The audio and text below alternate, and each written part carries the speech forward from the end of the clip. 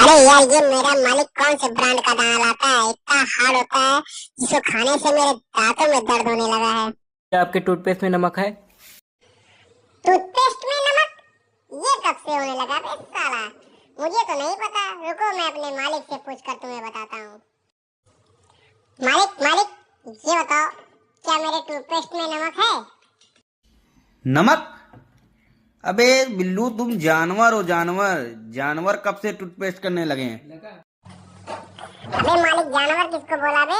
साले टट्टी को खाने वाले। अभी रुको साले, मैं तुमको बताता हूँ। पहले साला ये रिपोर्टर क्या बोल रहा है, पहले साला इसको समझ के आऊँ। यार, मालिक बोल रहा है नमक होता तो है, लेकिन साला काला नमक होता है।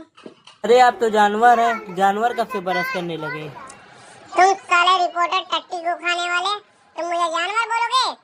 साले भाग, या नहीं तो साले माइक तुम्हारी गांड में घुसा देंगे।